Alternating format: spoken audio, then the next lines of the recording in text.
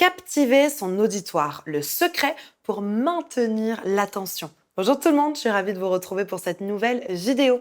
Bienvenue à toi si tu es nouveau par ici, tu vas retrouver une quantité de vidéos.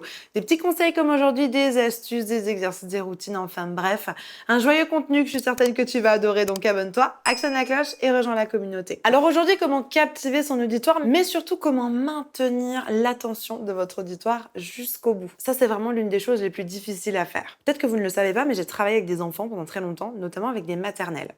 Comment on fait pour maintenir l'attention des maternelles? Ça, c'est encore plus difficile qu'un auditoire. Je vais vous partager toutes les petites stratégies, les petites astuces que j'utilise moi-même en conférence, qui me viennent de toutes ces années où j'ai dû maintenir l'attention d'un auditoire, aussi petit et dissipé soit-il. Il y a vraiment des petites choses qui vont faire la différence. J'aimerais vous les présenter aujourd'hui, donc restez avec moi jusqu'à la fin de cette vidéo. Juste avant de démarrer, je me présente pour ceux qui ne me connaissent pas encore. Je m'appelle Elena Hurstel et je suis votre coach vocal depuis 2013 pour faire de votre voix votre allié numéro 1. N'hésitez pas, rejoignez-moi également sur tous mes autres réseaux sociaux. Dans la description, il y a un petit cadeau qui vous attend. C'est vraiment la chose qu'il vous faut pour préparer vos prises de parole. Donc cliquez juste ici pour recevoir votre petit cadeau. Allez, c'est parti. On rentre dans le vif du sujet. Va me chercher de quoi noter, un papier, un stylo, parce que crois-moi, tu vas en avoir besoin. Captiver son auditoire, le secret pour maintenir l'attention jusqu'au bout. La première chose qui est très importante et que souvent on oublie quand on prend la parole, c'est d'être ultra connecté avec son pourquoi. C'est-à-dire, qu'est-ce que vous faites là? Vous allez me dire, je suis là parce qu'on m'a demandé de faire une intervention. Je suis là parce que je viens faire une conférence. Ok, merci. Mais pourquoi tu es là pour faire une conférence? Pourquoi tu fais des conférences? C'est quoi la vraie raison profonde? C'est avec ça que je veux que vous vous connectiez. Si vous êtes uniquement connecté à des raisons de surface, les gens vont le sentir et ils vont totalement se déconnecter avec ce que vous dites. Vous devez être ultra ancré, ultra enraciné sur le pourquoi vous faites ça. Pourquoi vous êtes là? Pourquoi vous prenez la parole? Pourquoi vous vous tenez devant les gens aujourd'hui? C'est vraiment pour moi l'un des éléments ultra essentiels si vous voulez capter les gens. Si vous n'êtes pas suffisamment connecté avec votre pourquoi, ça ne fonctionnera pas. Je vais vous partager mon pourquoi. J'ai commencé à coacher, je devais avoir 12 ans, un truc comme ça. J'ai toujours voulu rendre le chant accessible à tous. Ça, c'était mon premier pourquoi. Et au fur et à mesure, forcément, ça a évolué un tout petit peu. Et je dirais que mon pourquoi, l'extension de mon pourquoi aujourd'hui, c'est vraiment d'apporter de la liberté aux gens. Ça, c'est un pourquoi ultra profond pour moi. Pourquoi je tourne des vidéos aujourd'hui? Pourquoi est-ce que je continue à publier alors que j'ai déjà plus de 1000 vidéos sur ma chaîne YouTube? Parce que je veux apporter une liberté aux personnes qui m'écoutent. C'est pas juste parce que je veux juste faire des vidéos pour prendre la parole. Non, je sais quel est mon profond pourquoi. Donc prenez un petit moment là, mettez pause sur la vidéo et inscrivez-moi sur la feuille quel est votre profond pourquoi.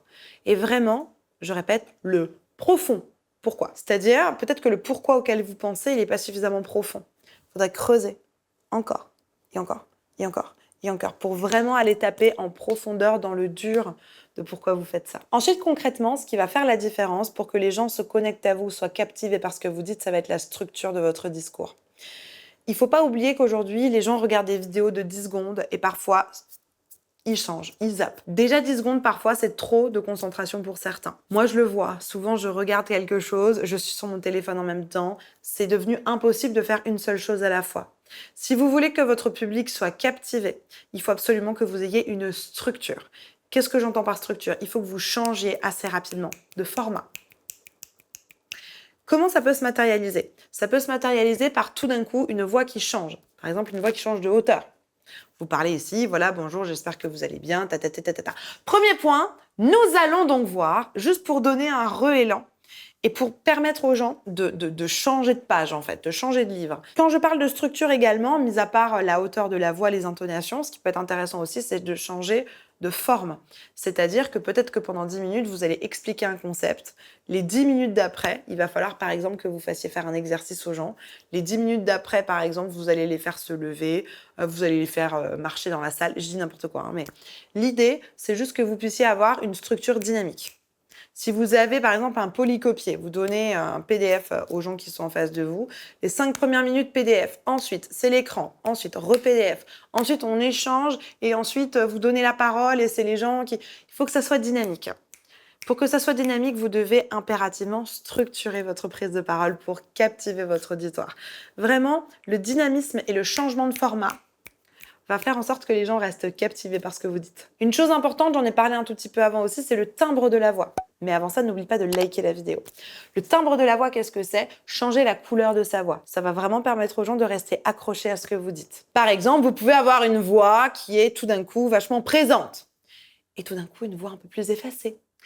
Et tout d'un coup, une petite cassure dans la voix, par exemple. Vous voyez ce que je veux dire? Varier le timbre de votre voix, ça va vraiment faire la différence. Ensuite, quelque chose de fondamental pour moi également, c'est l'interprétation, les émotions. Si vous voulez que les gens soient captivés par ce que vous dites, il faut impérativement, impérativement, que vous y mettiez de l'émotion, du relief. Qu'est-ce que vous êtes en train de partager? C'est quoi l'émotion derrière? Est-ce que c'est de la joie? Est-ce que c'est de la surprise? Est-ce que c'est de l'excitation? Est-ce que c'est de la tristesse, de la colère, etc., etc. Vous devez impérativement être clair sur vos intentions, être clair sur vos émotions. C'est ça qui va venir toucher les gens. Et si ça vient toucher les gens, ils vont être captivés. Donc vraiment super important. Très important également, la posture. Comment vous vous tenez? Si vous voulez que les gens soient captivés, il faut que vous puissiez avoir une bonne posture. Il faut que vous puissiez être ouvert. Une personne comme ça, on n'a pas envie de l'écouter. Donc on ouvre bien, on met bien les épaules en arrière, on a une posture ouverte. On peut avoir des gestes qui invitent les gens, mais toujours ouverts. Et très important avec la posture, n'ayez pas peur de regarder les gens dans les yeux.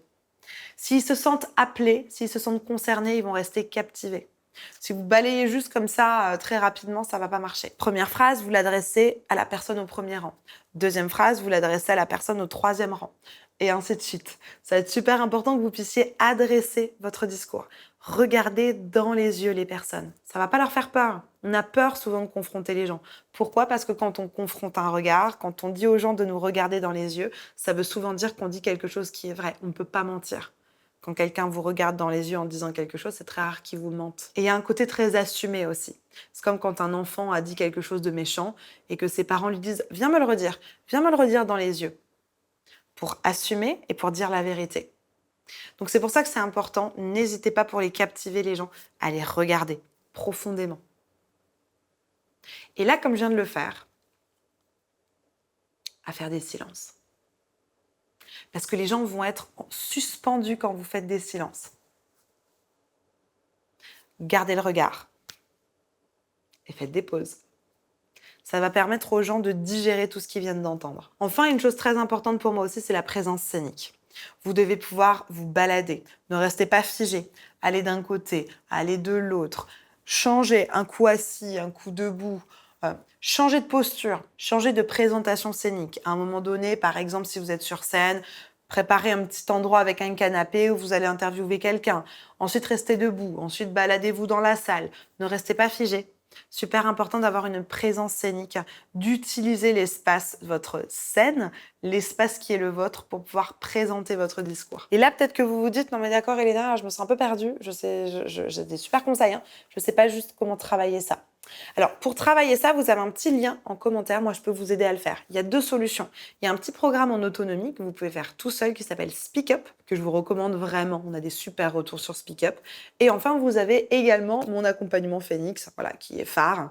C'est mon accompagnement principal. Il y a déjà plus de 400 personnes qui sont passées à l'intérieur. Je vous accompagne de manière intensive pendant 6 mois. Vous allez avoir des coachings en direct avec moi et avec mes coachs pour travailler tout ça et étoffer votre prise de parole. Donc, si vous avez besoin d'aide, je peux vous aider. Il n'y a plus qu'à cliquer dans le lien, répondre au petit questionnaire. Vous allez avoir les pages de présentation des 2 formules. Et pour Phoenix, vous allez avoir un petit coup de téléphone avec mon équipe pour vérifier que vous avez le profil d'intégrer Phoenix et surtout pour répondre à vos questions. Bien sûr, toujours dans le même but, résoudre votre problématique de manière efficace et durable. La barre de commentaires est à votre disposition si vous avez encore des questions, des suggestions, des trucs et astuces à partager avec la communauté. J'ai hâte de vous lire et de vous répondre. J'ai une petite vidéo ici sur ma routine pour la voix parlée. Je vous conseille de faire cette petite routine avant de prendre la parole. C'est juste ici, il n'y a plus qu'à cliquer. En attendant de vous retrouver tout de suite dans cette vidéo, je vous souhaite une bonne journée, une bonne soirée. N'oubliez pas, likez, abonnez-vous, partagez cette vidéo à une personne qui pourra en avoir besoin. Et bien sûr, croyez en vous, tout est possible. Allez, à tout de suite, on se retrouve ici.